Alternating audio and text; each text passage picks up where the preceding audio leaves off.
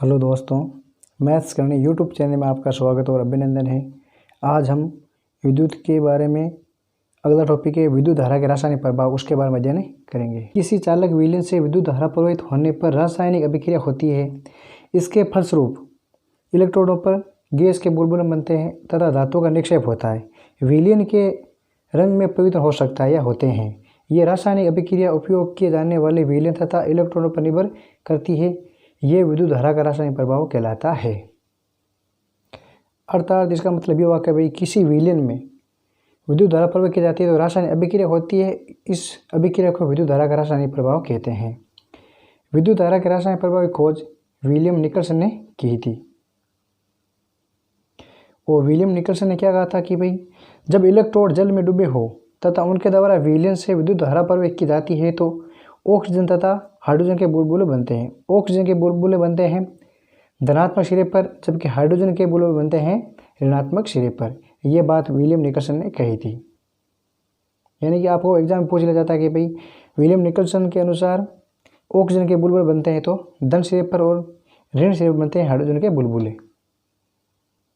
अब देखो एक प्रयोग है, यानी कि एक आलू को काट कर संपर्क क्षेत्र यानी कि टेस्ट तांबे की तार को इसमें डाल दिया जाता है। यानी कि तांबे की तार को आलू को काट कर कटे हुए भाग में डाल दिया जाता है। अब इसे कुछ समय के लिए लगभग आधे घंटे के लिए रख दिया जाता है। यानी कि तार को उसे कटे हुए भाग में रख करके कुछ समय के बाद देखने पर आलू की एक तार में नीला हरा धब्बा दिखाई देता है, जबकि दूसरे सिरे में कुछ नहीं दिखाई देता है। ठीक है ना।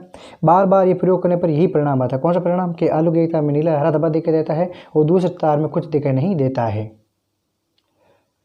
इससे ये पता चलता है कि भाई नीला हरा धब्बा धन टर्मिनल यानी कि धनात्मक सिरे पर बनता है और इसकी सहायता से किसी बॉक्स में रखी हुई या मतलब कहीं भी बैटरी रखी हुई है उस बैटरी के धन सिरे को पहचानने के लिए यह परीक्षण प्रयोग किया जाता है। यानी कि तार की यदि तार के सिरे पर नीला हरा धब्बा दिखाई देता है तो यह समझ लेता है कि ये बैटरी का धन सिरा है और बाकी दूसरा जो है ऋण सिरा है। अतः विद्युत धारा आलू में रासायनिक प्रभाव उत्पन्न करती है। किसी चालक द्रव्य में विद्युत धारा प्रवाहित होने पर रासायनिक अभिक्रिया होती है। इसे विद्युत धारा का रासायनिक प्रभाव कहते हैं। ये विद्युत धारा के रासायनिक प्रभाव की परिभाषा है। अब देखो द्रव्य विद्युत का चालन किस प्रकार से करते हैं यानी कि द्रव्य यानी विद्युत का चालन करते हैं। अधिकांश द्रव्य वो विद्युत का चालन करते हैं मुक्त इलेक्ट्रॉनों के कारण। यानी कि अधिकांश द्रव्य वो विद्युत का चालन करते हैं उसमें मुक्त इलेक्ट्रॉनों के कारण। ठीक है ना। और आपने पीछे पढ़ा कभी इलेक्ट्रॉन नहीं होंगे या न के बराबर होगा तो विद्युत धारा का प्रवाह इसमें नहीं होगा। वे द्रव्य जिसमें आयन होते हैं या अपने में से विद्युत को आसानी से गुजरने देता है विद्युत का चालन करता है या वो विद्युत का चालन करता है। जैसे देखो नींबू का रस है, सिरका, ठीक है, और नलों है, हैंडपंप है, कुओं है, तालाबों हैं का जल है, ये शुद्ध नहीं होता। यानी इसमें लवणीय आयन होते हैं, इसमें लवण होते हैं। ये है विद्युत का सुचालक होते हैं, विद्युत का चालन करते हैं। वनस्पति तेल है, दूध है, शहद, ये सभी विद्युत के चालन करते हैं। इसमें विद्युत का प्रवाह होता है। अशुद्ध जल लवणों से मुक्त होने के कारण इसमें विद्युत का प्रवाह नहीं होता। यानी कि विद्युत का चालन नहीं करता है, यानी कि विद्युतहीन होता है। जब विलयन में विद्युत धारा प्रवाहित की जाती है तो परिपथ पूरा होने पर बल्ब दीप्त हो उठता है। ठीक है। यानी कि जब विलयन में विद्युत धारा प्रवाहित की जाती है तो परिपथ पूरा होने पर मतलब बल्ब है वो जलता है। विद्युत धारा के उसमें प्रभाव के कारण बल्ब का तंतु उस ताप पर गर्म होकर के दीप्त हो जाता है। जब कोई द्रव्य अपने में से विद्युत धारा प्रवाहित नहीं होने देता, यानी कि अपने में से विद्युत धारा को गुजरने नहीं देता है तो परिपथ पूरा नहीं होता है और बल्ब वो नहीं जलता है। जब परिपथ में विद्युत धारा दुर्बल होती है तो तंतु पर्याप्त गर्म न हो पाने के कारण दीप्त नहीं हो पाता है। इसलिए क्योंकि अब विद्युत धारा दुर्बल होती है तो चुंबकीय विक्षेपित हो जाती है। यानी कि बल्ब पे विद्युत धारा जब दुर्बल होती है तो ये दीप्त हो जाता है या चुंबकीय विक्षिप्त हो जाती है, क्योंकि ये चुंबकीय प्रभाव के कारण होता है। अतः इस प्रकार चुंबकीय प्रभाव का उपयोग करके कोई संप्रेषित क्षेत्र या टेस्टर पूरा परिपथ बना सकते हैं। इसके द्वारा हम भी विद्युत को बल्ब को दीप्त कर सकते हैं। किसके द्वारा? चुंबकीय प्रभाव के कारण।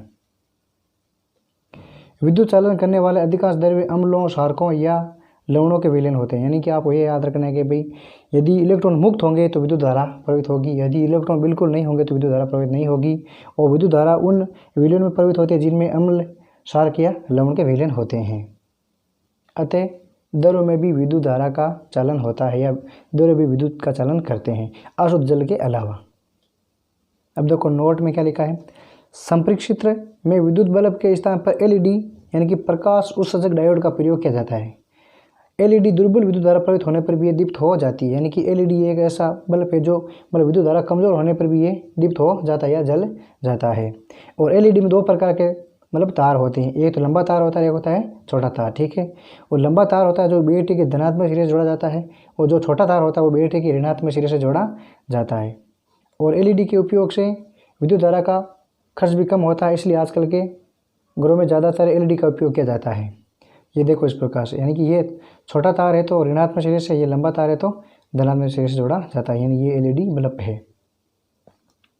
विद्युत लेपन, विद्युत द्वारा किसी पदार्थ पर वांछित धातु की परत निक्षेपित करना या चढ़ाने की प्रक्रिया को कहते हैं विद्युत लेपन।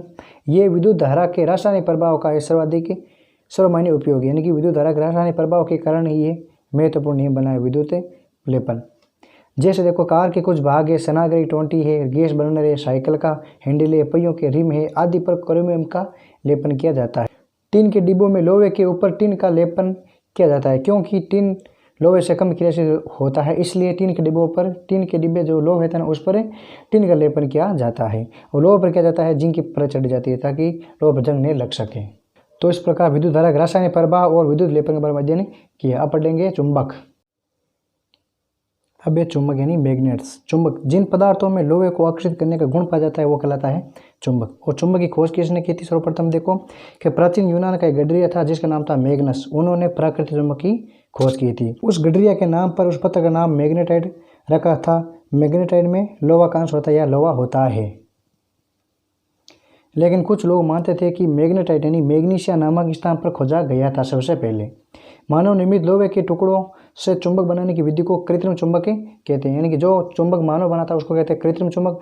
जो प्रकृति से प्राप्त होती है वो कहलाती है प्राकृतिक चुंबक। ये कृत्रिम चुंबक जैसे देखो छड़ चुंबक है, नाल चुंबक है, बेलनाकार चुंबक है तथा गोला चुंबक, यानी कि ये कृत्रिम चुंबक होती है। चुंबकीय पदार्थ, जो पदार्थ चुंबक की ओर आकर्षित होते हैं वे चुंबकीय पदार्थ कहलाते हैं। जैसे देखो लोहा है, निकल है, कोबाल्ट है, ये चुंबकीय पदार्थ कहलाते हैं। और जो पदार्थ चुंबक की तरह आकर्षित नहीं होते हैं वे कहलाते हैं अनुचुंबकीय पदार्थ। जैसे प्लास्टिक है, चमड़ा है, ये सभी, लकड़ी है, रबर है, ये सभी अनुचुंबकीय पदार्थ होते हैं। चुंबक के ध्रुव, यानी कि चुंबक के दो ध्रुव होते हैं, उत्तरी ध्रुव N, दक्षिण ध्रुव S, ठीक है। N होता है नॉर्थ, S होता है साउथ। समान ध्रुव प्रतिकर्षण करते हैं, यानी कि उत्तरी उत्तरी ध्रुव करते हैं प्रतिकर्षण, इसी प्रकार से दक्षिण दक्षिण ध्रुव करते हैं प्रतिकर्षण। लेकिन दक्षिण और उत्तरी ध्रुव करते हैं आकर्षण, यानी कि असमान ध्रुव करते हैं आकर्षण, जबकि समान ध्रुव करते हैं प्रतिकर्षण। जो सिरा उत्तर की ओर होता है वह उत्तरी ध्रुव कहलाता है, और जो सिरा दक्षिण की ओर होता है वो दक्षिण सिरा या दक्षिण ध्रुव कहलाता है। चुंबक को स्वतंत्रपूर्वक लटकाने पर या छोड़ने पर हमेशा उत्तरी दक्षिण ध्रुव की ओर ठहरेगी। यानी कि आप कभी भी चुंबक को स्वतंत्रतापूर्वक लटकाएंगे तो वे उसके ध्रुव है दोनों, वे तो एक ध्रुव ठहरेगा उत्तर की तरफ, एक दूसरा ध्रुव ठहरेगा दक्षिण की तरफ। कंपास या दिक्सूचक, ये चुंबकीय गुण पर आधारित होती है। कौन? कंपास। इसमें चुंबकीय सुई डिब्बी के अंदर पर लगी होती है जो स्वतंत्रपूर्वक घूमती रहती है। कंपास में एक डायल होता है जिस पर दिशाएं अंकित होती है, कंपास में डायल होता है जिस पर दिशाएं अंकित होती है, उत्तर है, दक्षिण है, पूर्व है और पश्चिम है। इसकी सुई विराम अवस्था में उत्तर दक्षिण दिशा में दर्शाती है, जो इसकी सुई विराम अवस्था में होती है तब उसकी उत्तर और दक्षिण दिशा को इंगित करती है। चुंबकीय सुई के उत्तरी ध्रुव की पहचान के लिए सामान्यतः इस पर भिन्न रंग के पेंट किया जाता है, यानी कि चुंबकीय सुई को उत्तरी ध्रुव को पहचानने के लिए इस पर एक अलग रंग से पेंट किया जाता है, तब ये मतलब निश्चित किया जाता है कि ये चुंबक का उत्तरी ध्रुव है और ये मतलब उत्तरी दिशा है। चुंबकीय सुई का दिक्सूचक सुई का पहले बड़े बड़े जहाज या समुद्रों में यात्रा करते समय प्रयोग किया जाता था। चुंबकीय सुई को या दिक्कंपास सुई को देख करके ही दिशा का पता लगाया जाता था। एक छड़ चुंबक का टुकड़ा लोहे के टुकड़े पर इसे रखकर एक सिरे से दूसरे सिरे तक ले जाइए तथा फिर उसे उसी सिरे से वापस रगड़ कर प्रथम सिरे पर वापस लाइए। यह प्रक्रिया कई बार दोहराने पर एक कृत्रिम छड़ चुंबक का निर्माण हो जाता है। किस प्रकार से होता है कि एक छड़ चुंबक लीजिए, इसको लोहे के एक टुकड़े से शुरू करके दूसरे टुकड़े पर दूसरे सिरे पर ले जाइए, वापस उसको उसी सिरे से लगा के वापस प्रथम सिरे पर लेके आइए। इस प्रकार से ये 2-3 बार प्रक्रिया करने पर एक छड़ चुंबक है जो कि वो भी कृत्रिम चुंबक का निर्माण हो जाता है। चुंबक का उपयोग देखो कबाड़ से लोहे की वस्तुओं को उठाने में, अलमारी है, रेफ्रिजरेटर है, पिन धारक होल्डर में पिन होल्डर से चिपक जाती है, इन सभी में उपयोग किया जाता है चुंबक का। पेंसिल है, पेन बॉक्स है और चिपको आदि में इसका उपयोग चुंबक का किया जाता है। अब देखो चुंबक को सुरक्षित रखने के क्या क्या उपाय है। यदि चुंबक को सुरक्षित नहीं रखा जाता है तो उसके चुंबकीय गुण समाप्त हो जाते हैं। जैसे देखो गर्म करने पर चुंबकीय गुण नष्ट हो जाते हैं। चुंबक को किस पीटने से या हथौड़े से मारने से भी उसके चुंबकीय गुण नष्ट हो जाते हैं। ऊंचे से गिरने पर भी, उचित रखरखाव नहीं करने पर चुंबकीय गुण नष्ट हो जाते हैं। चुंबक को कैसेट है, मोबाइल है, टेलीविजन है, म्यूजिक है, सिस्टम सीडी तथा कंप्यूटर से दूर रखना चाहिए, वरना चुंबकीय गुण नष्ट हो जाते हैं। तो इस प्रकार हमने विद्युत धारा का रासायनिक प्रभाव है, इस पर एक आलू का प्रयोग है जिसमें हरा नीला धब्बा दिखाई देता है।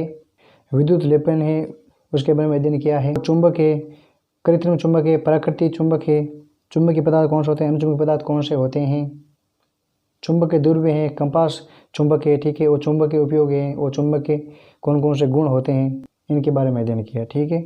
और यदि आपको ये कंटेंट अच्छा लगता है तो आप चैनल को प्लीज़ सब्सक्राइब कर लीजिए और अपने दोस्तों के साथ शेयर भी कीजिए। व्हाट्सएप पे, फेसबुक पे शेयर करेंगे तो आपको दोस्तों को पता चले सीटेट के शानदार नोट्स पढ़ाए जा रहे हैं, वो भी एनसीईआरटी बुकों पर आधारित है। और अब हम मिलेंगे अगले कंटेंट के साथ, तब तक के लिए ओके, थैंक यू, धन्यवाद, थैंक्स फॉर वॉचिंग।